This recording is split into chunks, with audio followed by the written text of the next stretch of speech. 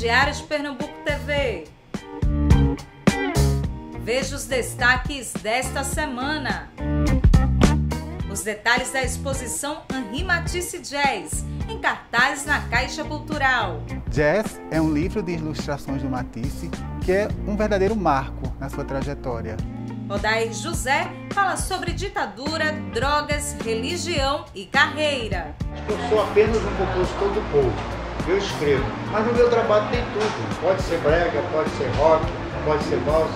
Eu prefiro achar que eu faço um pouco de tudo. Acho que as minhas influências vão de Luiz Gonzaga a Bach. O corpo que insiste em não se mexer. A voz que não quer sair. A gente começa esta edição com a especialista do sono Cristiane Santos, que nos explica os detalhes. A paralisia do sono, né, é uma entidade onde há uma sensação de falta de possibilidade de movimentação, né? Então, os primeiros sintomas, então as pessoas começam a sentir que em alguns episódios, principalmente no momento de adormecer ou de despertar, nos extremos do sono, há uma incapacidade de mexer toda a parte de musculatura que a gente controla. E às vezes pode ser muito aflitivo, né? Porque tem várias situações de achar que tem alguma coisa errada acontecendo, sobrenatural acontecendo, ou que é um problema que ali você não tem controle. Então essa falta do controle gera uma ansiedade muito grande nas pessoas. Laying down to go to sleep, I would feel utterly exhausted, almost as if I had just been drugged. And my eyes sealed shut, my mouth sealed shut, and it's as if everything was shutting down except for my awareness, my consciousness.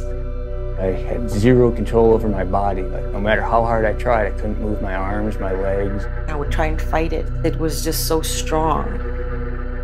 E existem algumas áreas do cérebro, né, do encéfalo de uma forma geral, que controlam o despertar e o adormecer. Quando a gente está no meio do sono REM, quando a gente está sonhando, né, então o sono se divide em não REM e o REM. Então o sono não REM é um sono mais superficial e o sono REM é um sono mais relacionado a sonho, mais profundo, que tem um conteúdo cognitivo mais robusto, digamos assim.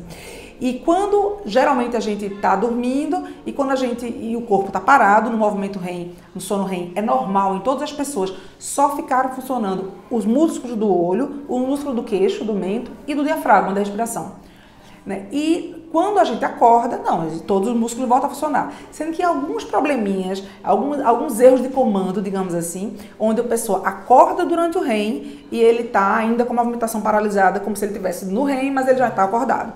Então ele está com o orbicular funcionando, ele está com a vigília em mente, já está tudo funcionando, tudo organizado, mas ele não consegue mexer ainda como se ele estivesse no sono.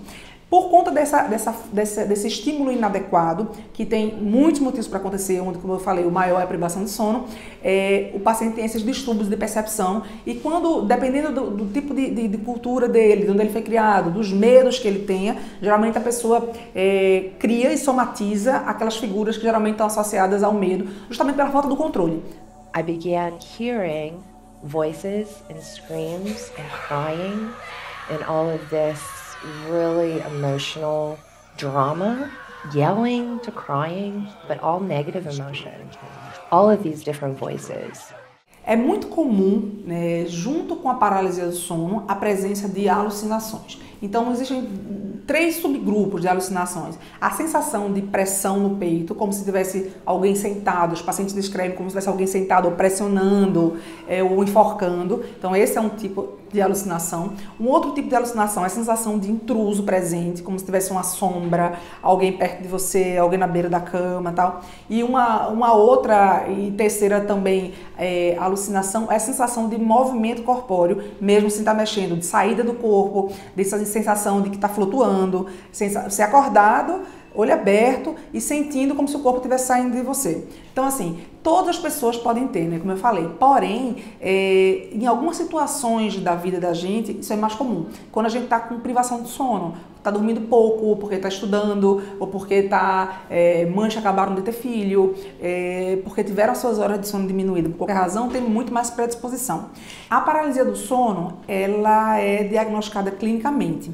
Então, não se faz exames para diagnosticar. Então, pela história clínica e baseado na exclusão de outros problemas que também podem dar coisas parecidas, então problemas neurológicos, problemas musculares, né, que geralmente tem uma história clínica diferente. Então, essa história muito de acordo, consigo ver, estou respirando, mas não estou conseguindo mexer, é muito sugestiva. E por si só, já é diagnóstico clínico. Mas como eu lhe falei, a gente excluindo todas essas causas e ficando basicamente só com esse sintoma esporadicamente, ele não é doença. E é uma coisa que acontece e depois, estando a vida um pouquinho mais regrada, ele para de acontecer.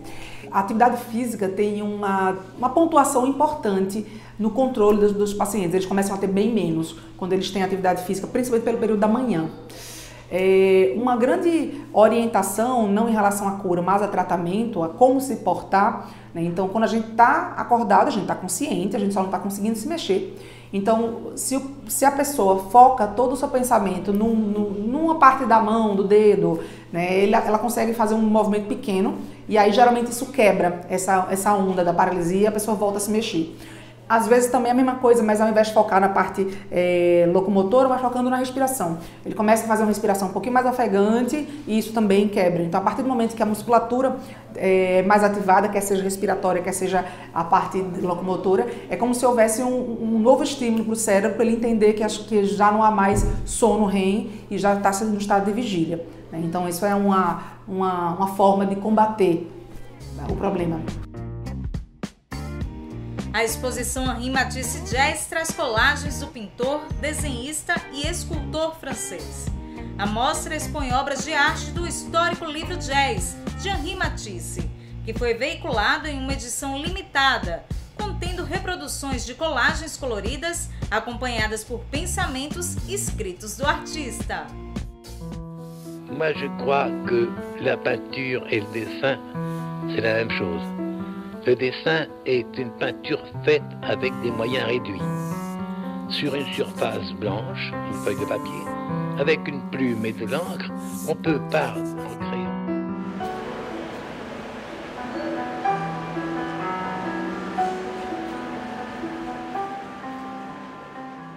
Bom, em poucas palavras, Matisse é um grande ícone da pintura fauvista, né? Escola artística que aconteceu em 1905, na qual ele liderava.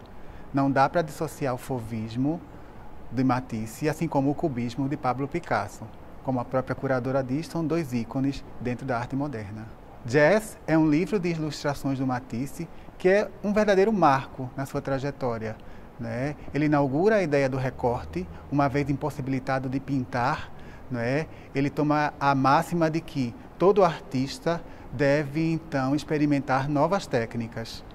Então, tendo numa mão a tesoura e numa outra mão a folha de papel, era a mesma coisa do que ter barro e um esteque, ou seja, o escultor e o material a ser, então, explorado. E Matisse explora isso, né, através do recorte. Então, ele não desenha sobre o papel. Com a tesoura, ele vai tão somente pensando com o cérebro e mexendo com a mão e formando as fórmulas. O livro Jazz teve uma encomenda em 1942 e a proposta era tão somente as imagens do circo, né? Então o livro seria chamado primeiramente de circo. 2 anos mais tarde, o livro toma outra forma, né? Em circunstância da chegada do ritmo norte-americano jazz, né? O livro então toma para si o batismo de jazz e oscila com outras ilustrações que aí vão tomar como referências devaneios do artista, suas viagens e alguns relatos pessoais. E aí a gente pode elencar algumas obras que são bem interessantes para a mostra. Então, com a técnica do alpuxar, Matisse vai tomar como referência essa ideia da ilustração seriada, onde a partir da cor clara ele vai imprimindo sobre as folhas de papel. O livro foi então todo desmembrado, planificado, e aí são 20 ilustrações que fazem parte de Jazz. The Clown, o palhaço, é uma das primeiras ilustrações que abrem o livro e que vão tomar como referência a figura do palhaço. Matisse vai trazer aqui uma imagem estampada a partir de várias sobreposições de camadas de stencil, né? Então, o palhaço vem à cena como se estivesse anunciando a ideia do circo. Uma das imagens de grande impacto visual é a imagem chamada de os codomas ou os trapezistas. Mesmo não tendo um recorte principal que sugere uma forma perfeita, é a partir do intelecto e da ideia das volutas que Matisse então sugere para que esses personagens venham à tona e saltem à imaginação do visitante. Fugindo então um pouco do tema circo, né, uma vez que o livro muda de tema a partir de 1944, Matisse começa a colocar outras volutas que fazem parte do seu processo criativo, né? Então as algas, né, e toda a ideia dos arabescos, que vão ser marca registrada em trabalhos posteriores do artista, podem ser encontradas nas obras das lagunas, que, como o próprio artista falou, é uma das 7 maravilhas dos paraísos dos pintores. Então, elas não têm nenhuma relação com a ideia do circo, mas são complemento para essa grande obra de arte, ou seja, o melhor e mais belo livro feito nos últimos anos dentro da escola modernista.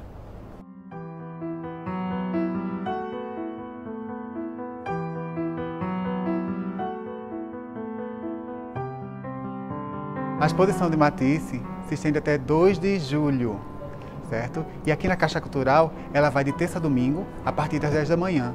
10 às 20, de terça a sábado, 10 às 17 no domingo.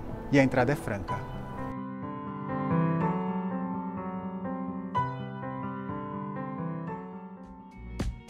Considerado um dos músicos mais perseguidos na época da ditadura, o cantor e compositor Odair José conversou com a equipe do Diário de Pernambuco TV sobre repressão, drogas, religião, carreira e seu novo trabalho, Gatos e Ratos.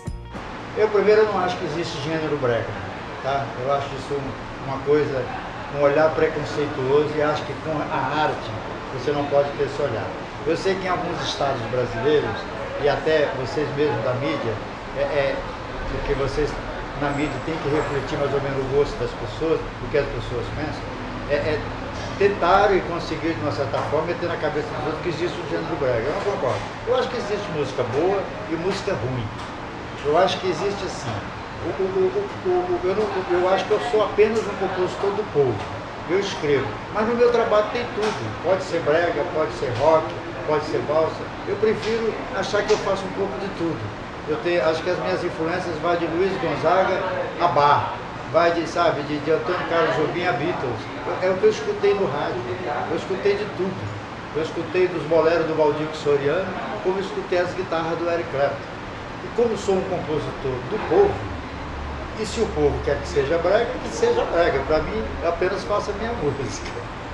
Eu agora sou bem diferente. Não se assustem e nem se preocupem. Sou o mesmo de antigamente, só que agora nada mais me inculca. Dizem que depois do Chico, já que você citou o Chico, o compositor foi mais censurado pela censura do Estado, fui eu. Eu não sei porque as pessoas não comentavam, até porque não sei se isso era interessante comentar. Talvez, porque, por exemplo, assim, a gente era um processo muito interno, eu como compositor e da gravadora que ia lançar o meu trabalho. O primeiro contato com a censura do regime foi na música Eu Vou Tirar Você Desse Lugar, que é uma música de início dos anos 72, eu comecei gravando em 70, gravei um disco em 70 e um 71. Em 72, quando eu Vou Tirar Você Desse Lugar, fez um sucesso estrondoso na época. Eu fui chamado pela primeira vez na censura do Rio, a sucursal do Rio lá, o departamento deles, para ser comunicado que a frase "Vou tirar você desse lugar" não era de bom tom para aquele momento. Mas que a música já estava no mercado, mas que eu ficasse avisado. A partir daquele momento, tudo que eu fazia, antes de gravar, a gravadora tinha que mandar para eles para ver o que podia ser mudado, o que não podia, o que podia ser gravado ou não. Olha, a segunda vez que eu estive aqui, já não foi para distrair. Eu senti saudade de você. Olha, eu precisei do seu carinho Eu me sentia tão sozinho, já não podia mais te esquecer. Eu vou tirar você desse lugar, eu vou levar você pra ficar comigo, e não interessa o que os outros vão pensar. Em 69 eu conheci o Raulzito, que mais tarde ficou conhecido como Raul Seixas. A gente trabalhava ali na CBS, tal, no meu primeiro disco de 70 ele me ajuda tocando guitarra e tal, que até uma música dele lá. E a gente conversava naquele momento de que forma a gente poderia se colocar no mercado, de que forma a gente poderia achar uma brecha.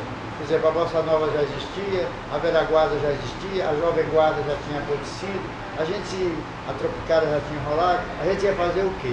Ele achou a forma dele e eu achei a minha, que são essas crônicas. Eu acho legal, eu acho que eu tenho mais facilidade de escrever sobre o que vejo do que sobre o que sinto.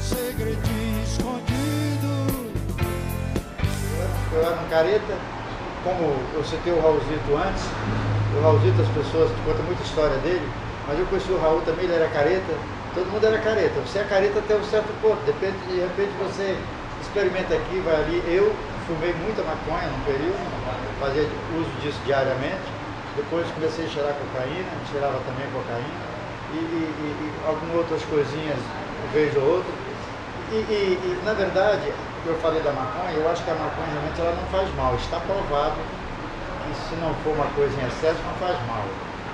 Ela até ajuda em determinados casos. Com respeito às outras drogas, pesadas, mais pesadas, só prejudica. Eu também comecei a beber muito, porque a bebida é uma droga no Brasil que é lícita. Né? Você para em qualquer lugar e bebe, o que a pessoa pode chamar você de bêbado, mas você não é preso por isso. Então, eu tive todos esses momentos, mas chegou uma hora que eu achei que isso só estava me prejudicando, porque socialmente não estava legal, profissionalmente também estava me atrapalhando, e sei lá, tive sorte de parar sem necessariamente ter ajuda de nada. Simplesmente falei, não vou fazer mais e não fiz. A fé é uma coisa, a religião é outra. Você tem que ter fé, é o direito seu, e cada um tem a fé da sua maneira. Mas o que não pode ser é você ostentar a sua fé para que outras pessoas, passar na cara das outras pessoas. O que não pode, que é muito mais grave, é, entre aspas, os donos da religião ficar usando isso para ganhar dinheiro. Não pode. Tem até uma lógica de um pensador que você avalia a cultura de um povo conforme o grau da sua religiosidade. Quanto mais religiosos, menos cultos. Porque Deus existe, ok, tomara que exista. Mas se existe, não é dessa maneira tão vulgar. Por exemplo, o cara pega e escreve no carro, presente de Deus. Cara, de onde você tirou essa ideia que Deus vai te dar um carro? Então, quer dizer, esse negócio virou uma doença. Isso, o povo é manipulado. O brasileiro, o povo do mundo é manipulado. Primeiro por aquela religião, depois pelos políticos. Isso é uma série de manipulação. Eu estou de saco cheio dessa manipulação.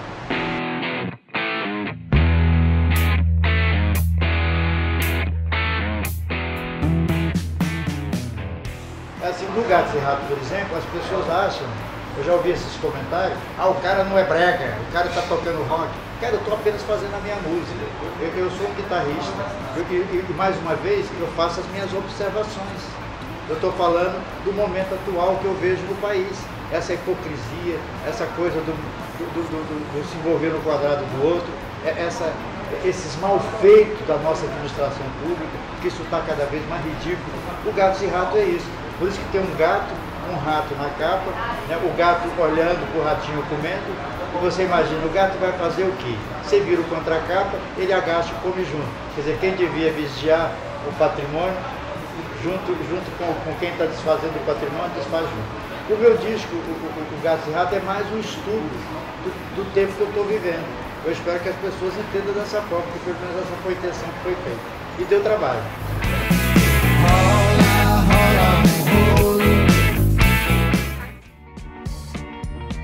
O Diário de Pernambuco TV fica por aqui. Te encontro na próxima semana. Até lá!